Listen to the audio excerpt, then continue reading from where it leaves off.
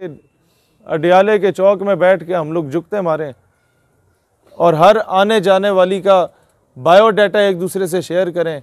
हमारे जहन में यह भी होना चाहिए कि हमारी माँ बहन इसी गली से गुजरती है। दुनिया में अगर अपनी इज्जत करवानी है, इज्जत क्यों नहीं है कि हम लोग बाहर मुल्क में जाके भी शोधी हरकतें करने लग जाते हैं। ख़त ना लिखता अक़वाम मुत्तहिदा को, वो कोर कमांडर खुद वहाँ पहुँचा होता। हम लोग यही पैगाम जाके अगर मस्जिद मदरसे में देते तो शायद लोग नारे भी लगाते, बड़े पुरतपाक तरीके से इस्तकबाल करके खुश भी होते।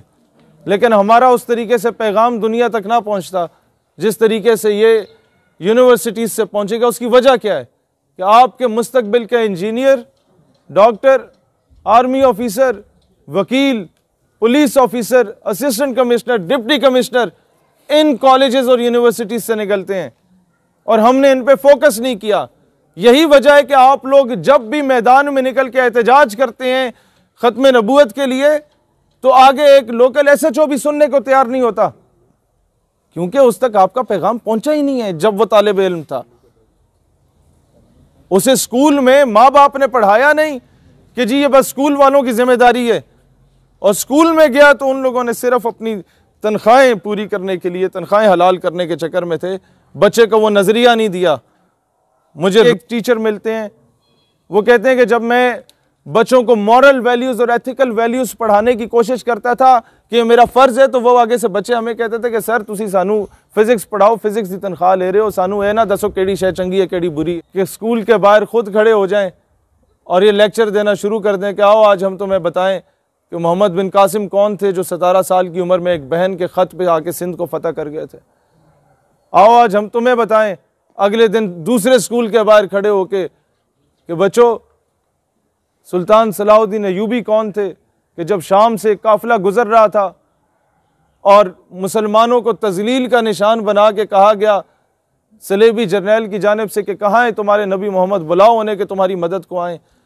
तो उस वक़्त जब अय्यूबी को यह पैगाम पहुँचा तो वो गैज़ व गज़ब से खड़ा हो गया और उसने कहा अल्लाह मुझे तब तक मौत ना दे जब तक मैं 2 काम ना करूँ। नंबर 1 जब तक मैं बैतुल मक़दस को फतह नहीं करता, और नंबर 2 जब तक मैं इस गुस्ताख सलेबी जर्नैल से बदला नहीं लेता।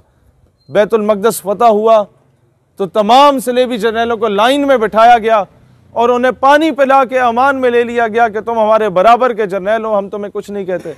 लेकिन जब उस जनरल बुर्निस की तरफ नज़र पड़ी तो कहा वो तुम थे जिसने कहा कहाँ है तुम्हारे नबी मोहम्मद, लो देखो रसूल अल्लाह ने अपने गुलाम को भेज दिया है।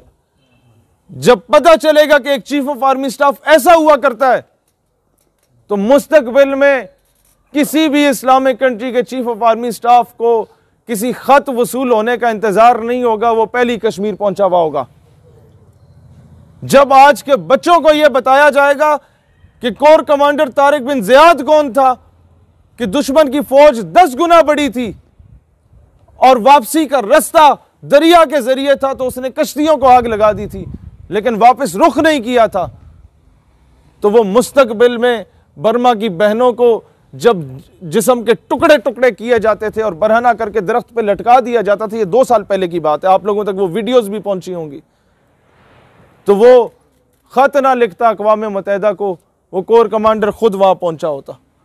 उसकी वजह क्या है कि आज से पहले यह नजरिया दिया नहीं गया, आज से पहले यह सोच और फिक्र नहीं दी गई। और ये काम आप लोग कर सकते हैं, अपना किरदार अदा करें। नहीं तो याद रखिएगा जो दस्तक कल इराक में दी गई थी कि माँ बहन किधर है तुम्हारी, फिर सीरिया में दी गई जहाँ मासूम बच्चों पर तेज़ाब फेंका गया, जो फिर उसके बाद जॉर्डन में दस्तक दी गई और फ़लस्तीन में दी गई, फिर कश्मीर के साथ हुआ, पीछे पाकिस्तान रह चुका है। अगली बारी तुम्हारी है अगर तुम लोग ना जागे तो। ये बात याद रखो।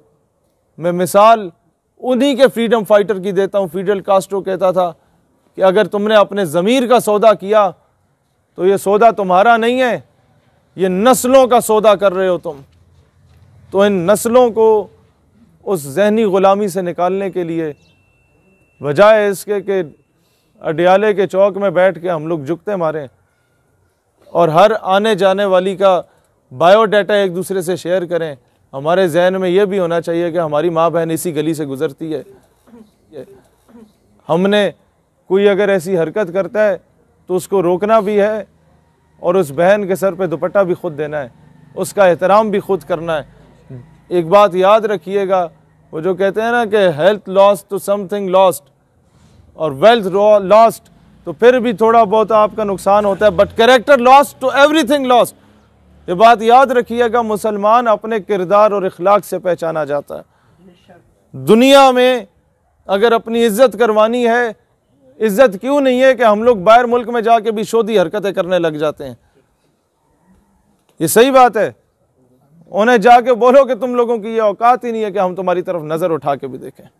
अपना मेयार बरकरार रखो। तुम्हें पता होना चाहिए कि तुम लोग जिनको फॉलो कर रहे हो उन लोगों ने दुनिया पे हुक्मरानी की थी, तो तब जाके आप दुनिया को आंखों में आंखें डाल के जवाब देने के काबिल होंगे, बजाय इसके कि कोई अंग्रेज़ देखे तो एमी चापलूसी करो, sir ji how are you. उससे बेहतर है कि आप अपने मेयार के मुताबिक के बंदे से बात करें, क्योंकि तख्ते सिकंदरी पे वो कभी थूकते भी नहीं, बिस्तर लगा हो जिनका सरकार की गली